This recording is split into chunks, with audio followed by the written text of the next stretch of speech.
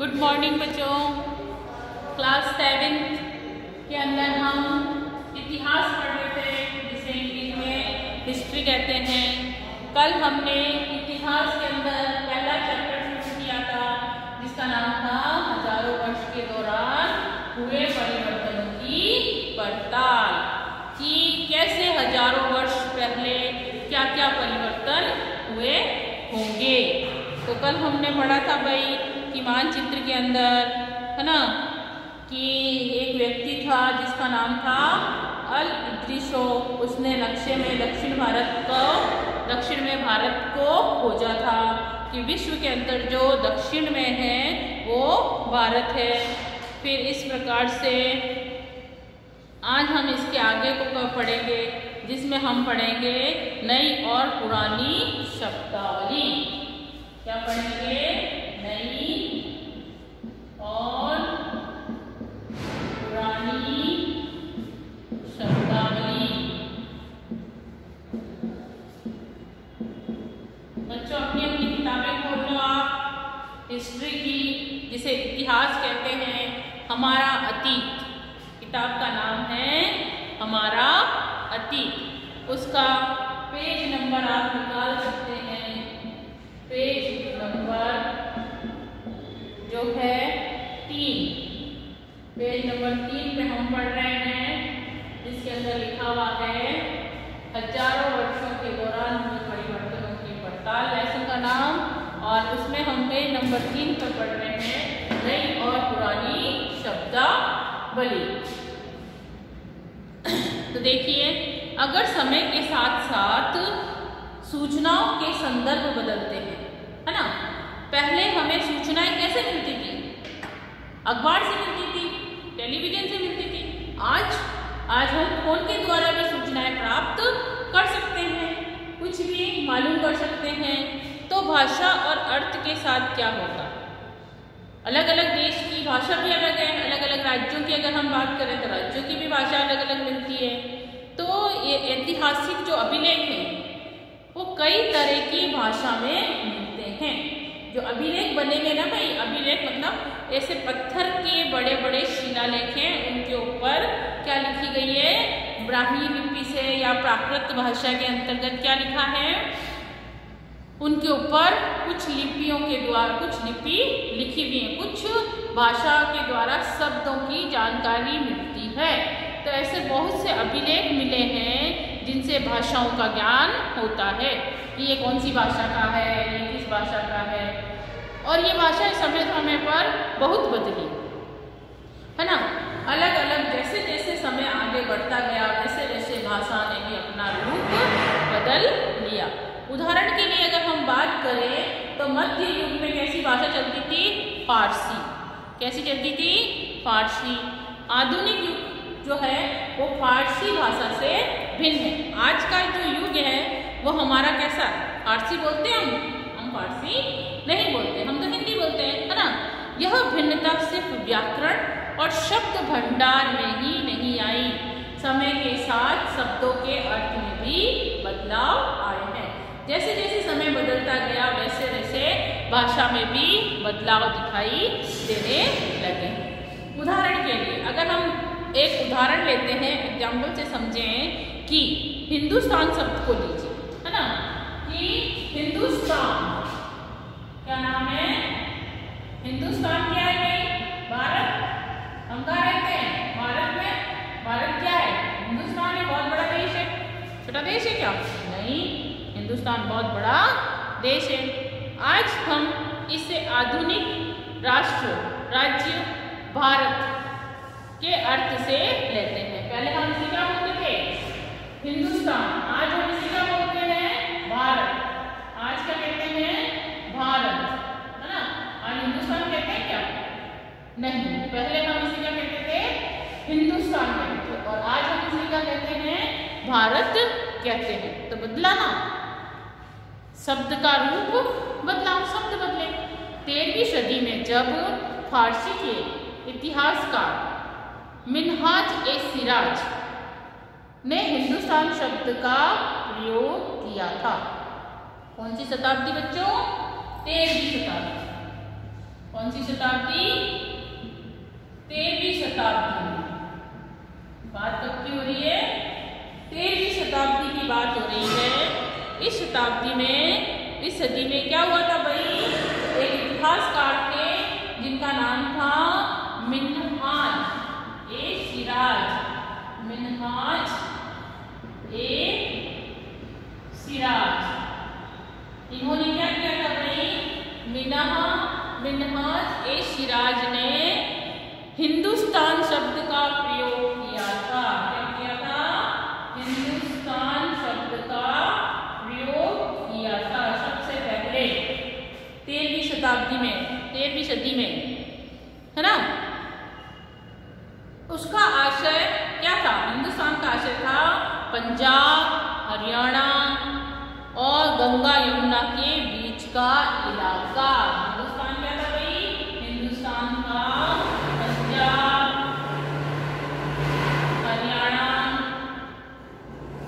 और गंगा और यमुना नदी के आसपास का जितना भी इलाका था उसको इन्होंने हिंदुस्तान के नाम से बताया था।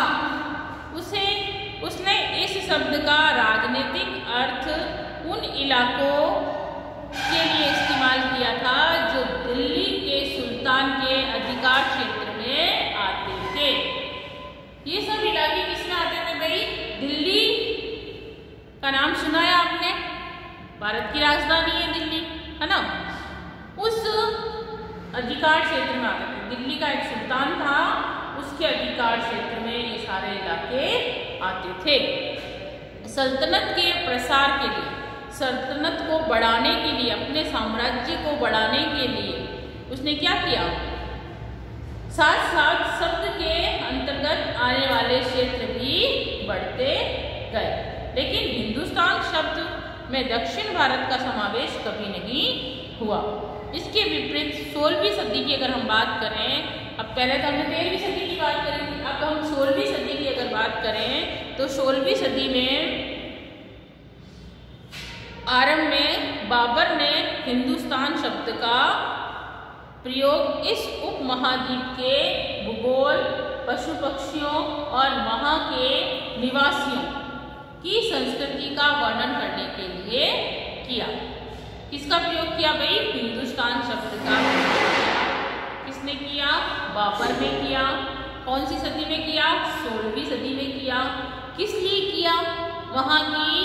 वहाँ जो हमारा जो भारत है, हिंदुस्तान का जो, उसका भूगोल और पशु पक्षियों के लिए हिंदुस्तान शब्द का प्रयोग किया। वहाँ के निवासियों के लिए ये शब्द का प्रयोग किया। यह प्रयोग 14वीं सदी में के कवि अमीर खुसरो द्वारा प्रयुक्त शब्द हिंद के ही कुछ समान है। यानी 14वीं सदी में एक कवि आया था जिसका नाम था अमीर खुसरो। उसने इस शब्द का प्रयोग किया था हिंद का। किसका प्रयोग किया था? हिंदुस्तान से पहले हिंद शब्द का प्रयोग किया था, जो कि हिंदुस्तान के समान ही था। मगर ये जहां भारत को एक भौगोलिक और सांस्कृतिक सत्व के रूप में पहचाना जा रहा था, वहाँ हिंदुस्तान शब्द से राजनीतिक और राष्ट्रीय अर्थ नहीं जुड़े थे जो हम आज जोड़ते हैं, है ना। पहले ये हिंदुस्तान शब्द नहीं जुड़ा हुआ था, लेकिन आज हमारी संस्कृति के अंतर्गत अगर हम बात करें तो राजनीतिक और राष्ट्रीय अर्थ में हिंदुस्तान शब्द हमारे साथ जुड़ा हुआ है। किसी भी शब्द का प्रयोग करने में इतिहासकारों को बहुत सावधान रहना चाहिए। क्योंकि अतीत में उन शब्दों के कुछ अलग ही अर्थ थे। आज में और कल बीता हुआ है ना, और आज दोनों ही शब्दों में क्या है भाई? परिवर्तन होते रहते हैं। और जो पहले के इतिहासकार थे उन्होंने, वो लोग जो अतीत के शब्दों का अगर आज प्रयोग करें तो इनका प्रयोग क्या होता है? समय समय पर बदलता भी रहता है। जैसे अगर हम उदाहरण कहें विदेशी, विदेशी शब्द जो है वो कैसा लगता है, सीधा साधा शब्द ही है, लेकिन हमारे लिए आज इसका अर्थ है ऐसा व्यक्ति जो भारत का नहीं है। अगर हम बात करें विदेशी, विदेशी किसे कहते हैं, विदेशी अगर पहले हम इसका बात करते हैं विदेशी की अतीत में तब तो कोई मतलब नहीं था, लेकिन आज अगर हम विदेशी की बात करें तो विदेशी का मतलब होता है जो भारतीय ना हो, भारत का नागरिक ना हो, वो क्या होगा भाई, वो विदेशी कहलाता है। जो भारत का नागरिक नहीं है वो विदेशी है। और मध्य युग की अगर हम बात करें, बीच का युग आया, उस युग में मानो किसी गांव से आने वाले लोग, आने वाला कोई भी अनजान व्यक्ति जो उस समाज या संस्कृति का अंग ना हो, विदेशी कहलाता था। यानी कि अगर हम मध्य युग की बात करें, बीच के युग की बात करें, तो उस समय अगर हम विदेशी कहते थे किसी को, तो विदेशी से क्या तात्पर्य होता था कि वो हमारी गांव का नहीं है, वो हमारे समाज का नहीं है, वो हमारी संस्कृति का नहीं है, इसीलिए वो क्या है, विदेशी है। किस युग में, मध्य युग में।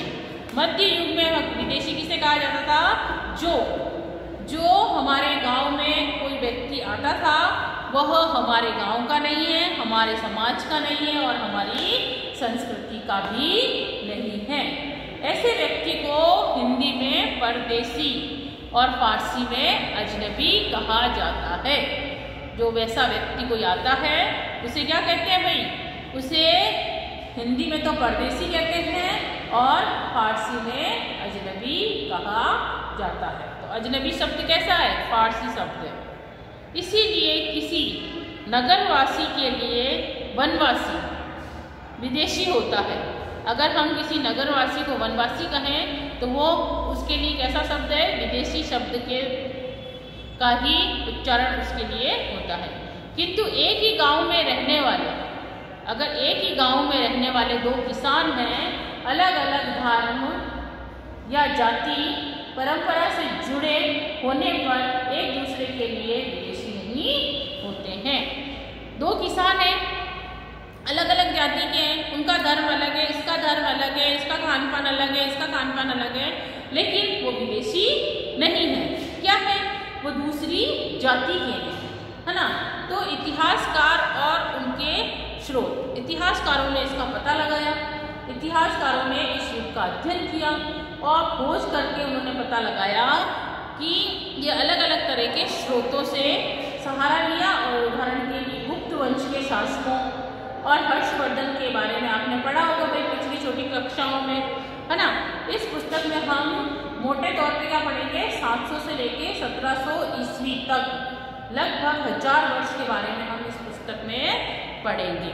इस काल के अध्ययन के लिए इतिहासकार जिन स्रोतों का प्रयोग करते थे उन्हें आपको बहुत सी बातें ऐसी मिलेंगी जो पिछले युग में वैसी ही चली आ रही हैं। बहुत सारे युगों से, बहुत सारे समय से, बहुत सालों से वो वैसी की वैसी आज भी चली आ रही है। इतिहासकार जो थे वह इस काल के बारे में सूचनाएं इकट्ठी की उन्होंने, और अभी भी उनके ऊपर क्या चल रही है भाई, रिसर्च, है ना, खोज चल रही है। जैसे कि अभी भी वहाँ के जो सिक्के हैं, शिलालेख हैं, स्थापत्य यानी कि भवन निर्माण कला तथा लिखित सामग्री पर निर्भर करते हैं। पर कुछ बातें पहले से काफी भिन्न हैं। इस युग में प्रमाणित लिखित सामग्री की जो संख्या है और विविधता है वह आश्चर्यजनक रूप से बढ़ गई। इसके आगे इतिहासकार सूचनाओं के दूसरे प्रकार के स्रोतों का इस्तेमाल धीरे धीरे कम करने लगे और इस समय के दौरान कागज क्रमशः सस्ता हो गया था। यानी कि अगर हम कागज की बात करें तो धीरे धीरे जो इतिहासकार पहले स्रोत निकालते थे, अलग अलग उन स्रोतों से जानकारी लेते थे, अब जो था वो किसका किसका दौर आ चुका था? कागज का दौर आ चुका था। कागज का जो मूल्य था वो कम हो चुका था, सस्ता हो चुका था। बड़े पैमाने पे हमें कागज उपलब्ध होने लगा था। लोग धर्म ग्रंथ, शासकों के वृत्तांत, है ना, संतों के लेख, उपदेश, अर्जियां, अदालतों के दस्तावेज, हिसाब किताब, करों के खाते, भाई खाते लिखते ना, वो खाते लिखने के लिए किसका प्रयोग करने लगे थे भाई? कागज का प्रयोग करने लगे थे।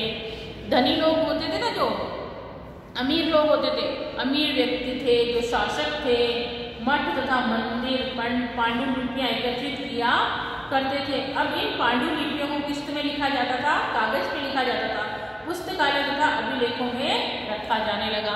कागज पर लिख के पांडुलिपि बना दी जाती थी, ऐसी किताबें बना दी जाती थी और उन्हें क्या कहा जाता था? पांडुलिपि कहा जाता था। और उन्हें कहाँ रखा जाता था? पुस्तकालयों तथा अभिलेखागारों में उन्हें रखा जाता था। इन पांडुलिपियों तथा दस्तावेज से इतिहासकारों को बहुत सारी जानकारी मिलती है कि इतिहास में यानी बहुत समय पहले क्या हुआ होगा। तो उन पांडुलिपियों के माध्यम से हम पहले के समय की जानकारी लिया करते थे, मगर साथ ही इनका प्रयोग कठिन था। इनका जो प्रयोग करना था, उपयोग करना, वो क्या हो गया था? कठिन हो गया था। क्यों? क्योंकि इन दिनों छापे खाने तो होते नहीं थे। अभी हमारे पास क्या है? प्रिंटिंग है ना, प्रिंटिंग पेंटिंग मशीन है, प्रिंटर मशीन है, जिसके माध्यम से हम काम कर लेते हैं, नकल करवा लेते हैं, फोटोकॉपी करवा लेते हैं। तो उस समय प्रिंटिंग मशीन नहीं हुआ करती थी, तो छापे खाने नहीं थे। इसीलिए लिपिक या फिर नकल नवीश हाथ से ही पांडुलिपियां करते थे, निर्माण करते थे। प्राकृतिक लिखी जाती थी, खुद के द्वारा लिखी जाती थी, प्रतिकृति बनाया करते थे, खुद लिख कर उसकी दूसरी कॉपी बनाते थे। आज तो हम क्या करते हैं? एक कॉपी होती है, अगर हमको काम करना है, हमें पढ़ना है, तो हम इसकी फोटोकॉपी करा लेते हैं। लेकिन पहले ऐसा नहीं था। क्यों? क्योंकि प्रिंटिंग मशीन का आविष्कार नहीं हुआ था। अगर आपने कभी किसी मिस्र की गृह कार्य की नकल उतारी है तो आप जानते होंगे कि यह काम आसान नहीं था।